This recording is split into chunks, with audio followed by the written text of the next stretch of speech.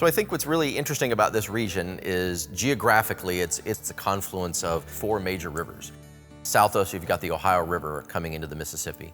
Just right here, you've got the Missouri River coming in, and then just north of us, you've got the Illinois River coming in. In 1783, the United States now stretches all the way up to the Mississippi River. But again, the west side of the river is still controlled by the Spanish. So jump ahead about another 20 years. Now you've got a new president, in this case, Thomas Jefferson. Thomas Jefferson is all about expansionism. At least he's interested in expanding west of the Appalachian Mountains. And all the rivers at that point flow back again to the Mississippi River. The Ohio River, the Tennessee, all these rivers eventually will flow. And so if Jefferson wants to allow Americans to expand west, they're going to need natural means of transportation. That, of course, means the rivers in 1803. So he offers to buy New Orleans and to buy the Mississippi River itself. And the Spanish, in control of that territory, jump ahead back into Europe, Spain is not really in control of its own destiny. Napoleon is up to his tricks in Europe. He forces the Spanish to cede him the territory of Louisiana and then offers it for $15 million to President Jefferson. Jefferson asks for clarification as to what Louisiana was. He's not really afforded a very specific answer. If you look at a history textbook today, Louisiana is very clearly defined as to what that territory.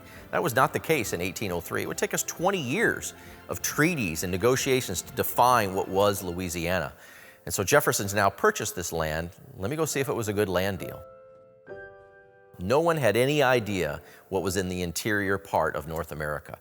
Americans had been up to the Mississippi River. The French had traded almost as far north as, say, where Montana is today in North Dakota. The British had been up around the Hudson Bay. They had clearly crossed all the way, but there's this middle part of North America that is a complete blank spot on the map. Now, the Spanish and the English had been up and down the Pacific coast of North America. They knew that there was a large river that existed along the western coast, along the Pacific coast of North America. They call it the River Oregon. Today, we call it the Columbia. We knew here in this region that there's a large river that exists, the Missouri River, that flows from west to east into the Mississippi River. Could it possibly be that these two rivers might in fact connect? And you can imagine that Jefferson is hoping for that. Jefferson's absolutely hoping that there is this mythic, as we found out, this mythic idea of the Northwest Passage, this idea that you could go up the Mississippi River and then travel across the continent. But he didn't know. Jefferson, in his learned mind, thought we might find woolly mammoths. Why? Because there were mammoth bones found on the Ohio River. It didn't occur to him that the mammoths had become extinct. His assumption was they might have just migrated. Jefferson thought we might find savage tribes of American Indians. Jefferson thought we might find volcanoes. Jefferson thought we might find mountains from which all the rivers flow. No one knew. And again, imagine not knowing the sheer size and breadth of the Rockies. That to me is amazing. So the summer of 1803, Thomas Jefferson has successfully begun the process of negotiating for the purchase of Louisiana. Now he's got to figure out whether or not it was a good idea. Didn't have to look very far because his personal secretary in 1803 is a man named Meriwether Lewis, a man who literally grew up in the shadow of Jefferson in Monticello. Had known the Jefferson family for quite some time. Jefferson had, I'm sure, taken a liking to Lewis, had helped to groom his career. And certainly now you can imagine those summers in 1803 where Jefferson and Lewis, Jefferson being a widower by that point, would have spent just those two guys in the White House talking about this expedition and what it might mean for the United States, this brand new country, right? We're just 20 years old. So he taps Lewis to lead the expedition. He said, maybe take you 11 men and 1 officer. I've given you a budget. Let me send you off and get you prepared for this trip. So Lewis will spend time in Philadelphia learning about the sciences. In order to justify this purchase to the world, Jefferson has to scientifically validate what it is that they're going to discover. This is a voyage of discovery, right? We've purchased all this. Now, was it a good idea? Well, to do that, you need to do it right. You need to do it correctly. You need to do it scientifically in this case. So Lewis has to meet that need. We don't have cell phones back then. We don't have digital cameras. So Lewis has to describe, for posterity purposes, the different plants and animals, what the wildlife was like, what was the landscape like, what was the weather like, what were the minerals like. Well, he's a learned man. He's certainly a man of the Renaissance, but now he's going to have to get trained in all these observational sciences. So he goes to Philadelphia. He'll eventually travel to Harper's Ferry, picks up his supplies, but in the process of this, he reaches out to his good friend William Clark, who he'd served in the military prior to 1800, prior to his service for President Jefferson. Lewis and Clark knew each other, and he remembered this officer, William Clark, who had been his superior at that time. William Clark, by this point in his life, is probably looking for something to do. William Clark is the younger brother of a man we've heard of, George Rogers Clark. We already know has done these amazing things. He's single-handedly taken this Illinois country for the United States during the Revolution. So you can imagine William Clark jumped at the chance to join Lewis. And so he accepts, and it's an extraordinary letter. There's correspondence. What a bond that they establish almost immediately. My friend, no man exists with whom I would find greater pleasure than you to go with on this expedition. We will share in the trials and tribulations. I don't even do it justice. But they established this partnership after years of probably just small correspondence. But Lewis and Clark come together for the first time on the Ohio River in Louisville, Kentucky. The Clark family is living there at that point. So they're going to come down the Ohio River. They'll make that move up the Mississippi River. I think the moment they hit again that confluence, so they hit the Ohio River to the Mississippi River confluence, they recognize that this expedition is going to take a lot more than just 11 men and one officer. Already, they've increased the size of their flotilla, so to speak. Lewis purchases the keel boat in Pittsburgh, puts it on the Ohio River in August of 1803. Now they've added the Red Pirogue, which is a smaller boat, but they're adding more men. Well, they're going downstream, right? They're coming down the Ohio River. The moment they hit Cairo, the moment they hit that turn and they turn north, they're going to have to go upstream, up against the current of the Mississippi River. You're going to push, you're going to pull, you're going to row, you're going to drag that boat upriver. They'll stop at Fort Kaskaskia and purchase the White Pirogue and gather more men. But by this point, there's already 30-plus men who are a part of this volunteer corps of discovery. They're going to need a place to train. And Lewis's hope was they could go ahead and establish somewhere farther up the Missouri River. They knew, of course, where the confluence was. The maps existed to show them where that was. But Lewis had hoped that even though we had begun the process of purchasing Louisiana, that he would be given permission to move up the Missouri River and establish their first winter camp, kind of a head start, so to speak. He'll arrive in our town of Cahokia in December, specifically December 6th of 1803, with a welcome letter from Clark and orders to meet with the Spanish lieutenant governor across the river in St. Louis to ask for permission to move up the Missouri. The Spanish lieutenant governor, Governor de la Salle in St. Louis, really is kind of hearing of this Louisiana purchase for the first time. And so Lewis bringing him this news and really asking for permission, Governor de la Salle, doing his due diligence, says, no, I can't allow you to move any farther than where the boundary line exists. You cannot go any farther west than the Mississippi River. I need to verify, in fact, that this purchase has taken place. And so Lewis, already kind of expecting that answer, will order Clark to go up to the confluence of the two rivers, of the Missouri and the Mississippi River, but add a third river to the equation, the Rivière du Bois, the River of Wood, Wood River today. So it is there at that confluence that William Clark will establish their first winter camp, Camp River du Bois, in December, specifically December 12th of 1803. It is here in the Illinois country that really the core of discovery is born. So imagine you're at this point in the expedition. You've got 30-plus individuals who are all volunteers. They all are struggling for a spot on this expedition. All of them, I think, at this point are beginning to realize what this expedition means to the country, certainly what it means to them. These are all average individuals, just like you and me, who are given this opportunity to be a part of something extraordinary. Clark will begin the process immediately of constructing the campsite, get the men out of the winter elements, get them out of the tents and get them into the camp. It takes about a month to construct Camp River du Bois, again on the east side of the Mississippi River, looking right across the river at the mouth of the Missouri, the river they know they're going to ascend sometime in the spring. But now he begins the process of selecting the men. No one was guaranteed a spot. All of them were volunteers. And so at this point, Clark has to begin the process of figuring out, who am I going to bring with me on the expedition? And it's not just about a skill. Of course, you're going to need a blacksmith. You're going to need a gunsmith. You're going to need a carpenter. You're going to need a certain kind of rugged individuality. These guys have to be tough. Clark already knows, as they're moving these boats up the Mississippi River, how difficult this trip is going to be. This is not going to be easy.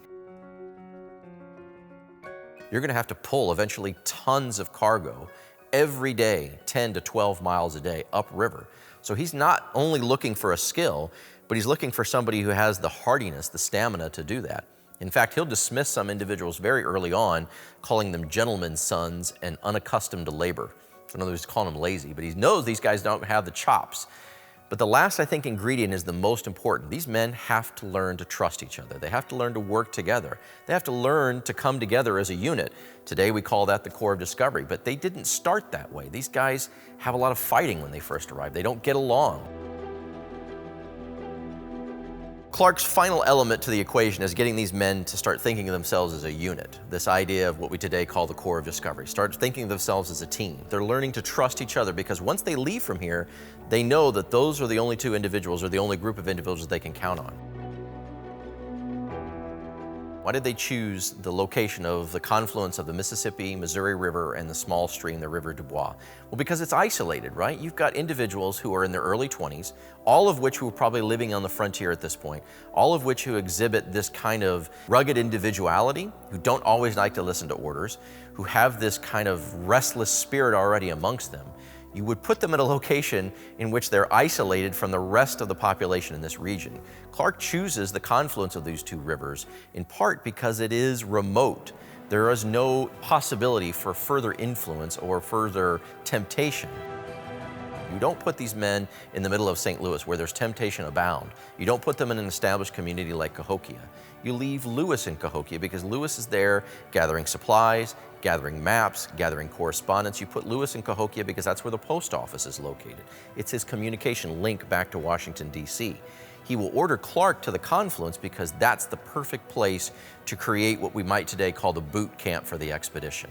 And that is so significant to the story of Lewis and Clark. All the amazing things that they're going to accomplish, the distance they're going to travel. They're going to successfully make it all the way to the Pacific Ocean and come back. They're going to do it with just only losing one man. Of the 43 men that leave from here, just one man dies on the entire expedition. They're going to carry 30 tons of cargo, not only across thousands of miles, but over mountains. And they're going to do it so overwhelmingly successful that that can't happen without this time period here in Illinois. The greatest part of our story is that Lewis and Clark spent more time in the state of Illinois than any other state except for North Dakota. And of course, they get them on the way there and the way back. But yet, here's this part of the story that the rest cannot happen if they didn't have this time to come together as a team. It's so important. There's been other expeditions that have been better equipped scientifically, probably had more information available at their disposal, but they fell apart because of either A, lack of leadership, or B, lack of cohesion amongst this unit. These guys learned to trust each other. So by the time they leave, May 14th, 1804, when they leave at 4 o'clock in the afternoon, when they crossed the Mississippi River, when they enter the Louisiana Territory for the first time, they are ready. Clark leads the men from Camp River du Bois and begins his 2-year, 4-month, and 9-day journey from here in Illinois all the way to the Pacific Ocean and back. This expedition is about 40 plus individuals, 40 individuals who succeeded beyond most expectations, 40 individuals that everyone can perhaps identify with, that you've got people from different geographic parts in the United States. You've got a teenage girl in this case, you've got a teenage American Indian woman who is really the sole American Indian woman in this expedition, and she is indispensable. They could not have made it all the way to the Pacific Ocean had it not been for her help. It's an insult necessarily to disseminate her down to just being a guide. She was so much more than that, and she got it. She got what this was about. You've got an African American. William Clark brought his slave, York, with him. And one of the things that I think is interesting about Sacagawea and York is in this little anecdote, this little story that happens all the way out on the western coast of North America, where they're establishing their third winter camp, what would become Fort Clatsop. They will offer a vote, not an order from Lewis and Clark saying, we will build our campsite here, but they offer every individual an opportunity to vote on the establishment of where their next campsite will be, on the north or south side of the confluence. And in this case, an African American and an American Indian woman are allowed to vote as equal members. Every member of this party led to the success of this expedition. Sadly enough, when they returned, Sacagawea and York received no compensation at all. They're the two individuals on the expedition that received no pay. They received no land. It's an injustice, but what we're doing now with Lewis and Clark is looking beyond just simply the characters of Lewis and Clark and looking at the whole of the expedition. What's great about our location here is we are the confluence of two trails. We are the terminus of the Eastern Legacy. We are where the Eastern Trail, that trail east of the Mississippi River, what was and then the United States. We are the terminus of that, and we are the starting point of the National Lewis and Clark Trail. We are unique in that place because we're the only site that happens. And that means that we've got a pretty extraordinary story. The locations are so much more powerful necessarily than the words. So why bring people to our locations? Because we are that representation of history, right? We are the physical manifestation of all that history. We are the little time capsules that we hopefully bring people back to that period to help them to relate to whatever it is that we're discussing, be it Lewis and Clark. You stand here and stand next to an actual replica of the keel boat to get an appreciation of just how much cargo you can put on that boat. But again, you stand also right next to the Mississippi River. We are here at the confluence of Lewis and Clark's two great rivers, of the Mississippi and Missouri River. We're at the confluence of the river. If you take this boat and put it out in the middle of the river, it's going to look minuscule compared to the size of the Mississippi itself. You might look up and see an American eagle soar right past you at this location. Nowhere else in this region can you find this collection of cultural and natural resource museums and institutions. And they're so easy for us to get to. History is so fascinating. If I can be a part of that bridge of getting you from that moment where history is just about names, dates, and places, it's not. It's about the story itself.